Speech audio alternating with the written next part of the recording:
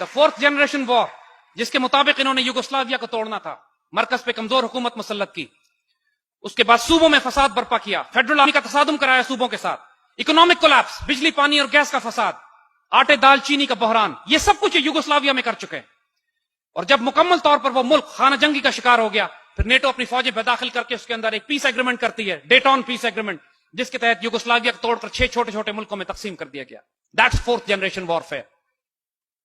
اب پاکستان پر جو جنگ مسلط کی جا رہی ہے، that is the fourth generation war. اب یہ مسلمان ملت کو مزید چھوٹے چھوٹے ٹکڑوں میں کرنا چاہتے ہیں، اور مشرق اور مغرب کے کفر کی راہ میں اگر اللہ نے کوئی آخری چٹان قائم کی ہے تو یہ اللہ کے حکم سے یہ پاکستان کی ریاست ہے۔ آج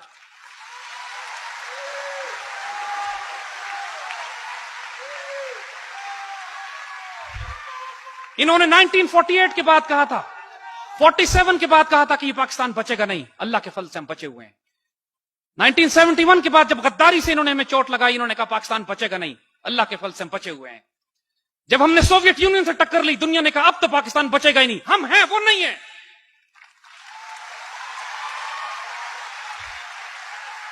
جب ہم نے ایٹمی پروگرام اپنا شروع کیا تو ہنری کسنجر لاہور میں آ کے تھریٹ کرتا ہے، we'll make a horrible example out of you. اللہ کے فضل سے we are still here and we'll make a horrible example out of you.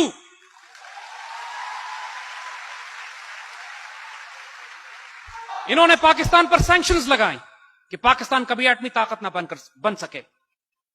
ہماری اس جنریشن میں جو 70s اور 80s میں ہمارے بڑے گزرے ہیں، اس میں جو ہمارے سائنسدان ہیں، ہماری تاریخ کا سب سے سیکرٹ آپریشن تھا یہ۔ پوری دنیا میں مسلمان، ہمارے آپ جیسے گریجویٹس، پورے بچے پھیل گئے، اپنی زندگیاں تباہ برباد کر دی۔ ہمارے سینکڑوں بچے ایسے ہیں، ینگ سائنٹسٹ، ہمارے ایجنٹس، ہمارے ISI ملٹری انٹیلیجنس کے ایسے افراد جو پوری دنیا میں پھیل گئے تھے اس وقت پاکستان کے لیے ایٹمی ہتھیار، ایٹمی پارٹس کے پرزے جمع کرنے کے لیے، جو پوری دنیا میں مارے گئے، اور ہم کو آج پتہ بھی نہیں ہے کہ وہ کن گلیوں میں، کن تاریک راستوں میں شہید ہوئے ہیں۔ لیکن ٹکڑے ٹکڑے کر کے یہ چیزیں پاکستان پہنچنا شروع ہوئی، اور کفر کے پورے زور لگانے کے باوجود الحمدللہ 80 کی دہائی میں اللہ کے حکم سے ہم ایک ایٹمی طاقت بن چکے تھے، لیکن ہم نے اس کا اعلان نہیں کیا تھا۔ اسرائیلیز نے، جو ڈیوڈ بن گوریان نے ان کو نصیحت کی تھی 1948 میں کہ پاکستان کی ریاست کو نہ چھوڑنا کبھی، جس طرح ممکن ہے اس کو تباہ کرنا، یہ اس وقت سے ہی ہندوستان کے ساتھ تعاون کر کے پاکستان کو تباہ کرنے کی سازشیں کر رہے تھے۔ 1967 میں جو سب سے بڑی چوٹ ہمیں لگی کہ جب انہوں نے، اسرائیلیوں نے بغیر کسی اعلان کے 3 مسلمان ملکوں کو، ایئر فورس کو اور آرمی کو تباہ کر کے رکھ دیا، جارڈن، سیریا، ایجپٹ، مسلمان ملکوں کی فضائیہ زمین پہ ہی تباہ ہو گئی۔ عید کے دن انہوں نے حملہ کیا جب مسلمان عید منا رہے تھے، اور مسلمان ملکوں کی فضائیہ تباہ ہوتی ہے۔ خطرہ یہ ہوتا ہے کہ تمام مسلمان ملک اب اسرائیل کے قبضے میں چلے جائیں گے۔ پاکستان ایئر فورس سے مدد طلب کی جاتی ہے، پاک فضائیہ کے دستے جاتے ہیں، اور اللہ کے حکم سے ہم اسرائیلیوں کو مار کے گراتے ہیں وہاں پہ۔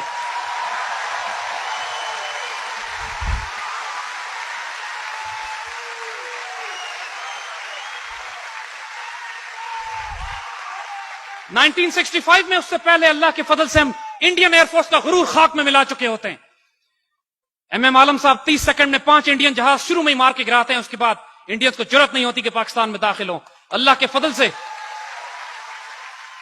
1967 میں بھی ڈسٹروائے دی اسرائیلی ایئر فورس۔ ہم کا خطرہ جو مسلمان ملت کو ہوتا ہے وہ ٹل جاتا ہے۔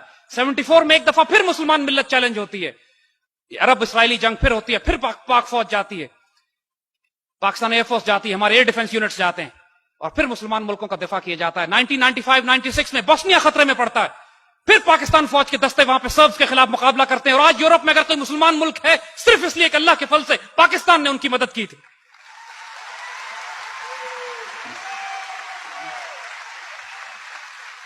1981 میں اسرائیلیوں نے عراق کا ایٹمی ری ایکٹر تباہ کیا، 84 میں یہ پاکستان کا ایٹمی ری ایکٹر تباہ کرنے کے لیے آئے تھے۔ اس وقت ہمارے پاس F-16 تھے، لیکن F-16 کی ہماری اتنی رینج نہیں تھی کہ ہم اسرائیل پہ جوابی کارروائی کرتے اور واپس آتے۔ پاکستان نے تھریٹ کیا دہلی کو اور اسرائیل کو، دونوں کو، کہ ہمیں نہیں پتا جہاز کس طرف سے آئیں گے، ہمیں نہیں پتا جہاز کی وارننگ، اس کے اوپر مارکنگ کس کی ہوگی۔ ہم ایک بات جانتے ہیں، اگر کہوٹا پہ بامبنگ ہوئی تو اس کے بعد دہلی اور تل ابیب کو ہم فلیٹ کر کے رکھ دیں گے۔ پاکستان ایئر فورس کے پائلٹ سے پوچھا گیا کہ ون وے مشن ہے، ون وے مشن ہے، صرف اسرائیل پہ آپ بامبنگ کے لیے جا سکتے ہیں، واپس نہیں آ سکتے، کون والنٹیئر کرے گا؟ Would you believe it? Entire F-16 squadron had raised their hands, they were volunteering for this.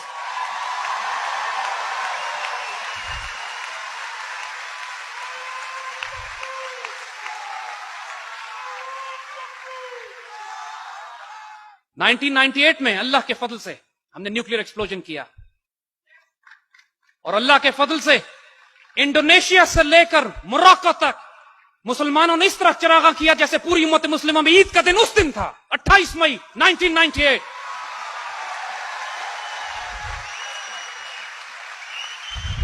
اس دن فلسطین کے بچوں نے اسرائیل کو مخاطب کر کے کہا تھا، now we are a nuclear power, don't look at the stones in our hands, look at the bomb in Pakistan, we are coming after you. اور فورتھ جنریشن وار جو اس وقت ہمارے پاس ہو رہی ہے، آئیں اس کی شکل آپ کو دکھا دیں۔ پاکستان کے اندر ایک انکمپٹنٹ حکومت، مس مینج اکانومی، ایسی اکانومی جس کو صرف IMF اور ورلڈ بینک چلا رہا ہو، جس کے نتیجے میں آپ دیکھ رہے ہیں کہ روز بجلی پانی اور گیس کے ریٹس بڑھائے جا رہے ہیں، ملک میں فساد برپا کیا جا رہا ہے، انٹر پروونشل فساد، صوبوں میں لڑائی اور تصادم، تحریک طالبان اور بلوچستان لبریشن آرمی کے دہشت گردوں کو تیار کر کے کہ پاکستان کے اندر سول وار اس طرح شروع کر دی جائے کہ یہ ہنگامہ پروپیگنڈا کیا جائے کہ پاکستان کے ایٹمی ہتھیار خطرے میں پڑے ہوئے ہیں، پاکستان کی آرمی پر ISI پہ حملے کیے جائیں تاکہ یہ انکیپیسیٹیٹ ہو جائیں، اور سب سے بڑھ کر پاکستان کا پانی روک لیا جائے تاکہ پاکستان کو ریگستان بنا کر بھوکا اور پیاسا مار دیا جائے۔ مگر اللہ کے فضل اور کرم سے 2007 تک ان کا یہ پلان بہت تیزی سے آگے بڑھ رہا تھا۔ 2007 کے بعد پاکستانی پیٹریوٹس نے، پاکستان سے عشق اور جنون کی حد تک پیار کرنے والوں نے، اللہ کے رسول کے امتیوں نے، وہ جن کی آئیڈیالوجی اسلام ہے، جن کی آئیڈینٹی پاکستان ہے، جو صرف سبز گنبد اور سبز ہلالی سے عشق کرتے ہیں، انہوں نے یہ فیصلہ کیا کہ اس پاکستان کے دفاع میں اپنی جان مال عزت اور آبرو قربان کریں گے انشاءاللہ۔ ہم نے اس کو بناتے ہوئے 50 لاکھ شہدا دیے تھے، ابھی اس کو بچاتے ہوئے ہم نے 10,000 شہید بھی نہیں دیے ہیں۔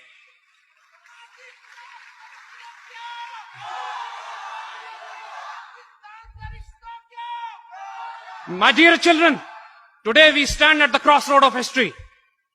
آج ہم تاریخ کے اس موڑ پر کھڑے ہیں کہ ہم پھر اپنے بزرگوں کی وہی بات دہراتے ہیں، it is going to be now or it is going to be never, and we decide to pay all price, any price، جو مرضی قیمت ہمیں ادا کرنی پڑے اس پاکستان کی عزت آبرو جان و مال کی حفاظت کے لیے، ہمیں جو کچھ اس کے لیے دینا پڑے، اپنے بچے قربان کرنے پڑے، اپنی قوم کو قربانیاں دینی پڑے۔ It's a price worth paying, it's a life worth living, it will be a death worth dying. By God we are willing for it, by God we'll do it۔